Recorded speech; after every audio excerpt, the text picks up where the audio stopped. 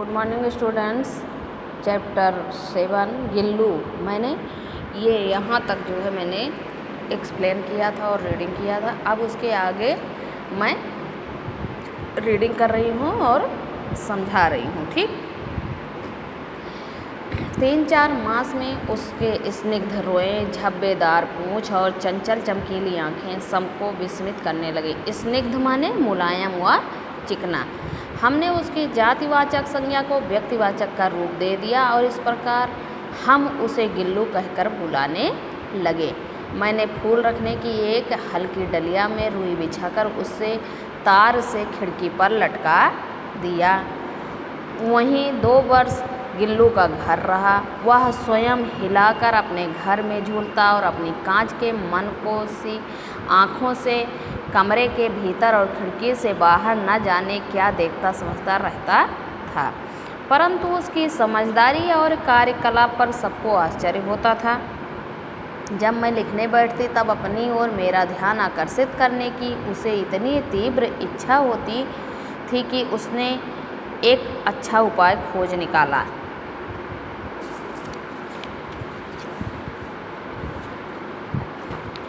वह मेरे पैर तक आकर सर से पर्दे पर चढ़ जाता और फिर उसी तेज़ी से उतरता। उसका यह दौड़ने का क्रम तब तक चलता रहता जब तक मैं उसे पकड़ने के लिए उठती।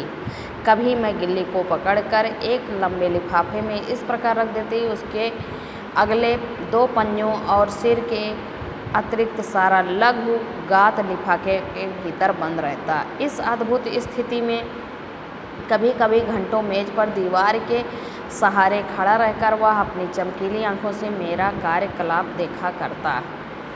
भूख लगने पर चिक चिक करके मानो वह मुझे सूचना देता और काजू या बिस्किट मिल जाने पर उसी स्थिति में लिफाफे से बाहर वाले पंजों से पकड़कर उसे कुतरता रहता। फिर गिल्लू के जीवन का प्रथम बसंत आया। नीम चमेली की गंध मेरे कमरे में हौले हौले आने लगी।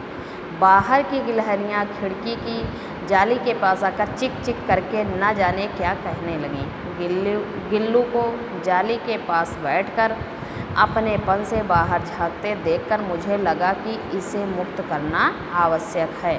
मैंने कीले निकालकर जाली का एक कोना खोल दिया और इस मार्ग से गिल्लू ने बाहर जाने पर सचमुच ही मुक्ति की सांस ली। इतने छोटे जीव को घर में पले कुत्तों बिल्लियों से बचाना भी एक समस्या ही थी।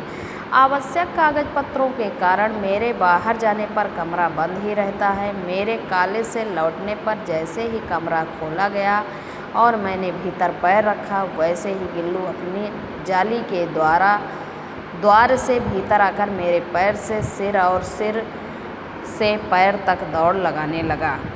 तब से यह नित्य का क्रम हो गया।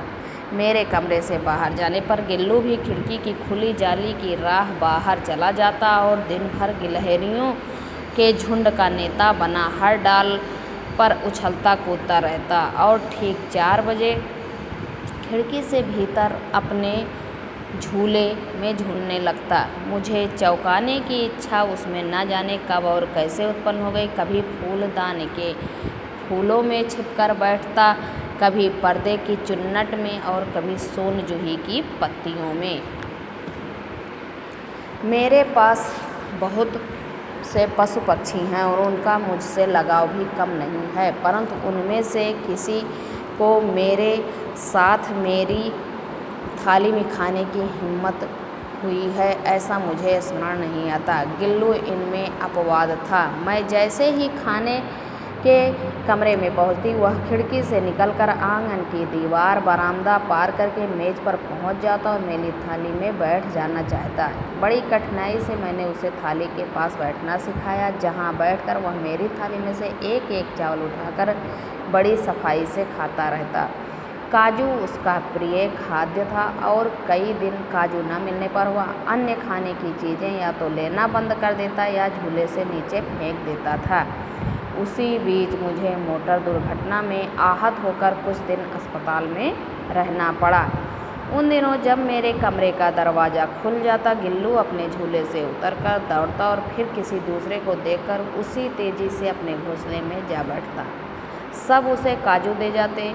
परंतु अस्पताल से लौटकर मैंने उसके झूले की सफाई की तो उसमें काजू भरे मिले, जिनसे ज्ञात होता था कि वह उन दिनों अपना प्रिय खाद्य कितना कम खाता रहा।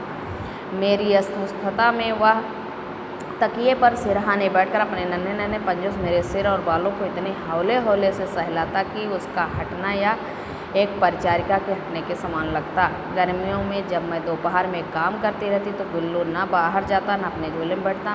उसने मेरे निकट रहने के साथ गर्मी से बचने का एक सर्वथा नया उपाय खोज निकाला था। वह मेरे पास रखी सुराही पर लेट जाता और इस प्रकार समीप भी रहता और ठंडक में भी रहता।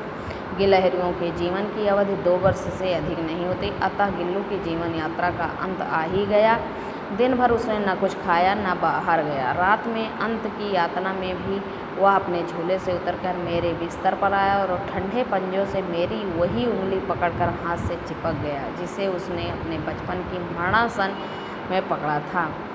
पंजे इतने ठंडे हो गए थे कि मैंने जाकर हीटर जलाया और उससे उष्णता देने का प्रयत्न किया, परंतु प्रभात की प्रथम किरण के स्पर्श के साथ ही वह किसी और जीवन में जागने के लिए सो गया।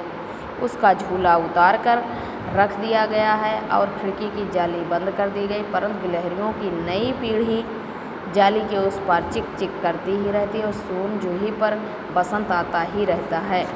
सोन जूही लता के नीचे गिल्लू की समाधि दी गई है, इसलिए भी कि उसे वह लता सबसे अधिक प्रिय थी, इसलिए भी कि वह उस लघु घात का किसी बासंती दिन जूही के पीताभ छोटे फूल में खिल जाने का विश्वास मुझे संतोष देता है।